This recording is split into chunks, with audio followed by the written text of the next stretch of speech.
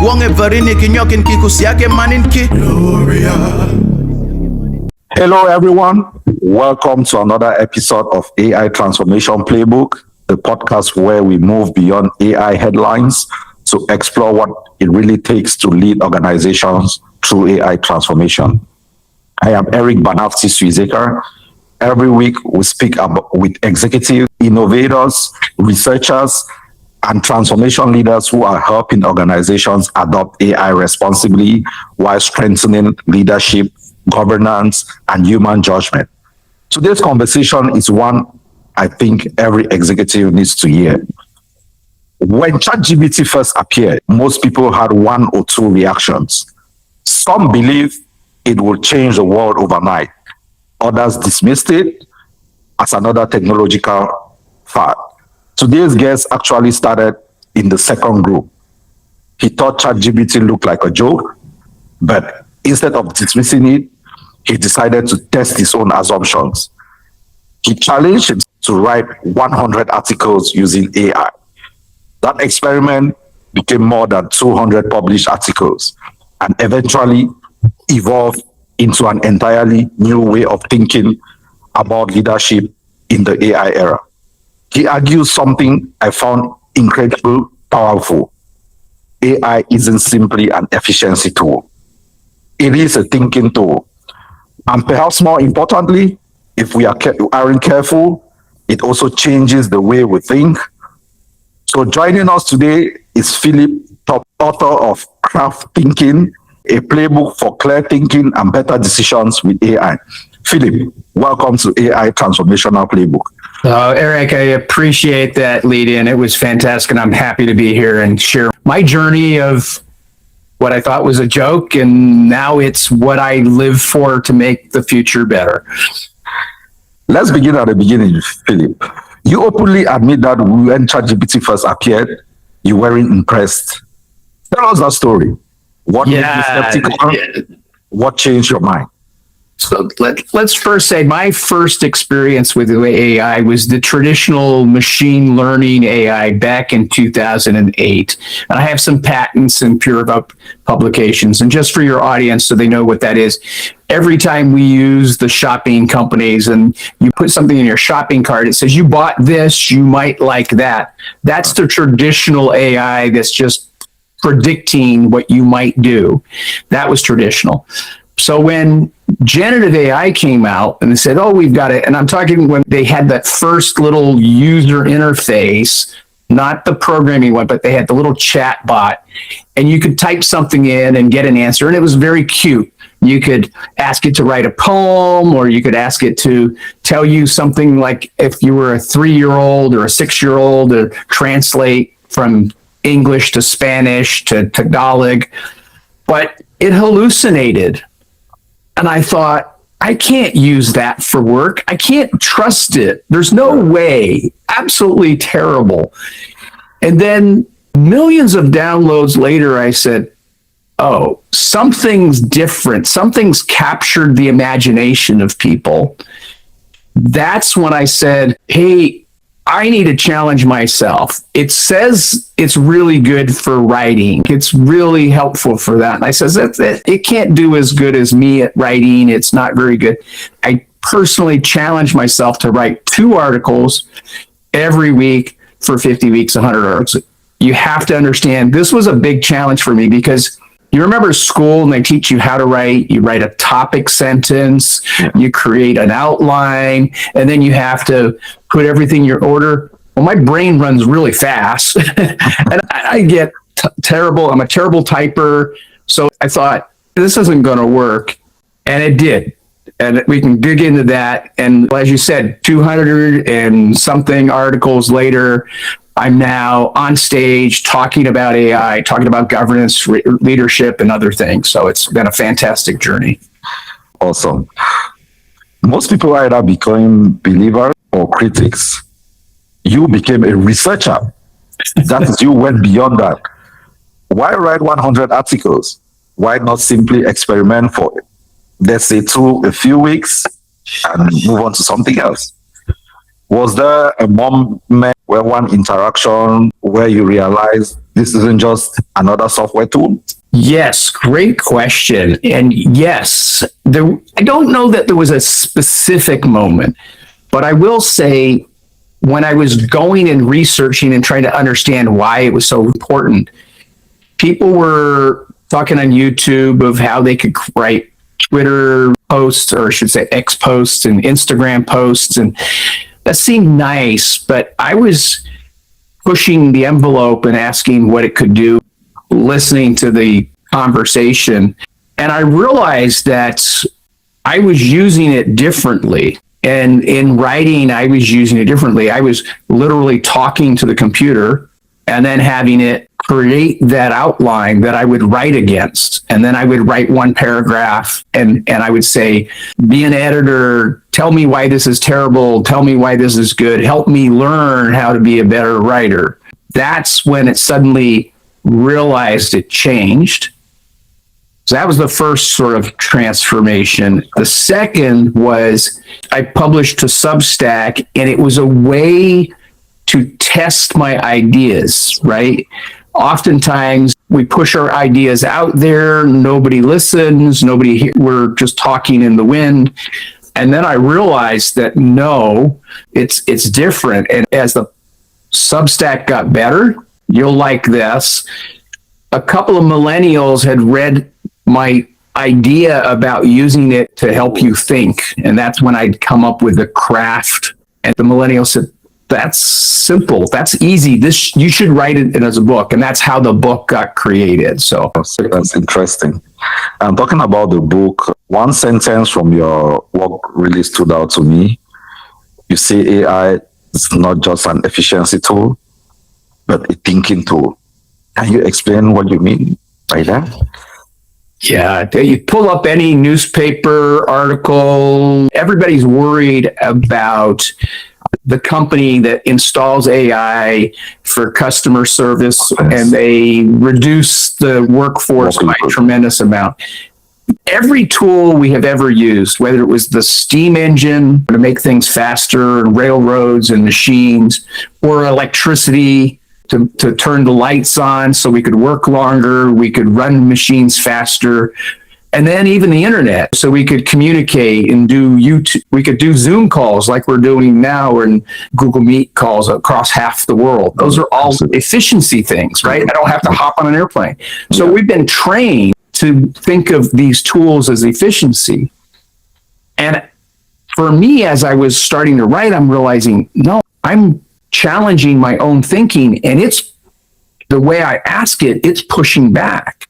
So I started with simple things. I wrote this: tell me where I have unsupported facts. Tell me where a marketing person won't understand. Oh, absolutely. So I suddenly realized, man, it was changing the way I do things. And I'm saying it's augmenting my thinking. I'm a thinker, I'm a synthesist. But I was using the tool differently, and that's why the craft came out. It's a thinking tool, and we don't understand that it's changing things so dramatically. Thank you for that clarification. So what do you think? Most executives still see AI as automation, productivity, cost savings. You are arguing something much deeper. What does AI actually influence thinking? Yeah, absolutely. And most of us are still thinking about it as a tool, and we're going to use it like a tool. We've been trained for the last 100 years that a new technology comes out, it's a tool. That's all it does. So I don't blame anybody for that. But it is a deeper tool, because when you suddenly start using it and asking, let's say you're preparing to create a business plan and you use AI to help you write a better business plan, it's changing the way you think. You're doing it quicker, faster, but it's also suggesting places that could be wrong, right? Or you need to write a memo to the company or discuss a new marketplace or competitive analysis. All of those things, it can challenge the way you approach that, because you no longer have to worry about learning. It's easier. The harder part is thinking about what you just learned to figure out what your company really wants to do, what your intentions are. So it means AI, can it actually improve thinking, or does it simply make average thinkers think fast? So it is a skill. So you've nailed it. So if you're the guy that always looks for the easy button, you go to Google and you do a search and you click on the first thing and that's the easy button all the time, then that's not a leader. If you search and you question the answers and you ask that's a leader. Absolutely. Right? I love that. Yeah. So if you're naturally that inquisitive and questioning, the tool can augment your leadership and augment your inquisitiveness and augment your intentionality. But if you're lazy, forget it. You're just going to be lazier. Yeah, absolutely. So you also said it can surface blind spots, challenge assumptions, and expand reasoning. Can you give us a real world example of that? Yes. So I'm going to go back to even some things I was doing today. So today I was preparing to put together a presentation, and I talked about what I wanted to cover in the presentation, and I was talking about how to make decisions and how to use it to make decisions. And then what I did was, here's the audience, help me play the skeptic. Imagine you're the skeptic. How will a skeptic really just tear this presentation apart? And it did that really well. In fact, I have a blind spot. I forgot to explain something that I know all the time. Mm-hmm. And they, picked up actually on the efficiency tool, right? They'd say, well, it's just efficiency. All the news is efficiency. Where's the evidence that it's thinking, right? So that's a prime example where you can use it that way. Thank you very much for that clarity.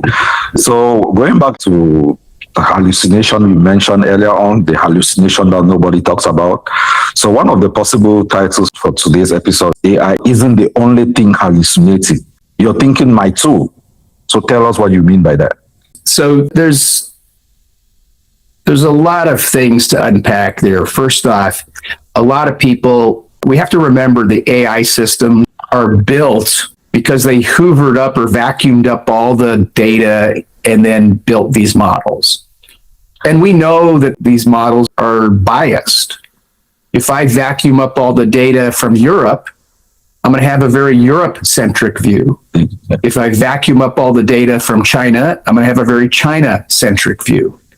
So they're inherently biased. I don't know about you, but every human I've ever met has some level of bias, right? Because it's what they know. If I grew up in Europe, I know the culture of Europe, and I'm going to eat food with my knife and fork. But if I come to America, I'm going to use my fork and use it as a knife, and that's a bias. It's a simple bias. It doesn't mean anything. But there's so many others that have torn nations apart. So we have to be very aware that we are biased by nature.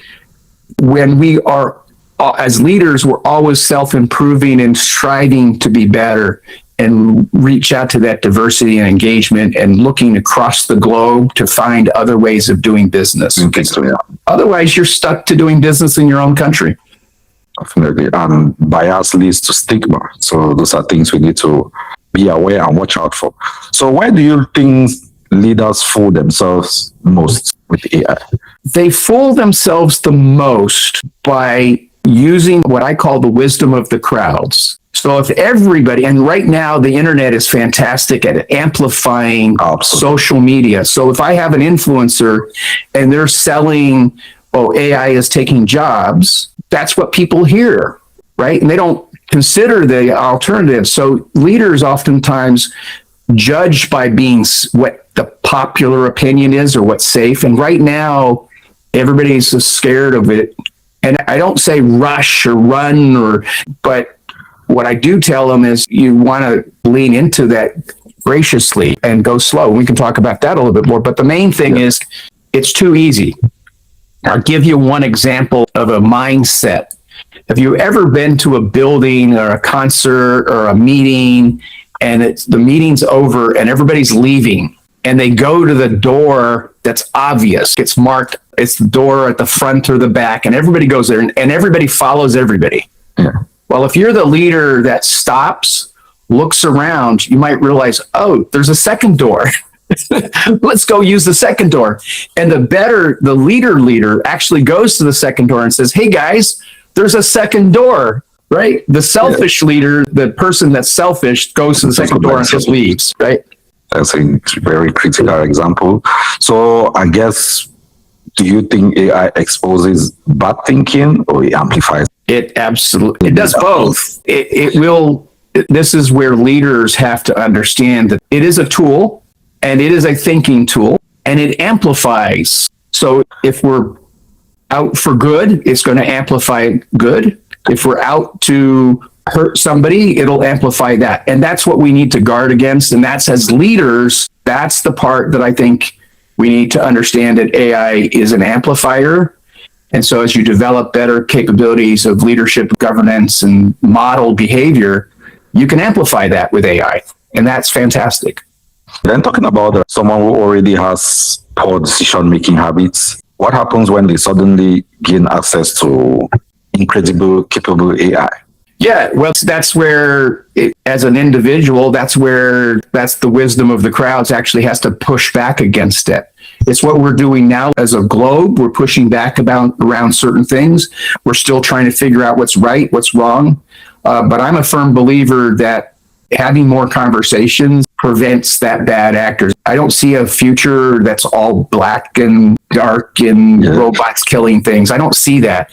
I think we'll figure it out before that. People are pretty darn smart, right? We always figure things out. Let me pose this for your audience. If you stop and think about it, as dark as the news is around the different wars and the different situations, what we have produced with AI is the pinnacle of cooperation across multiple countries. We could not have what we're producing if you didn't have people in Taiwan with the factories, if you didn't have designers in America, if you didn't have the machinery from the Netherlands and such, and you didn't have countless people across Asia and Europe. It's a huge cooperation to make that happen. In South America and Africa, that doing different things. Wonge varini kinyokin kikusiake maninki Gloria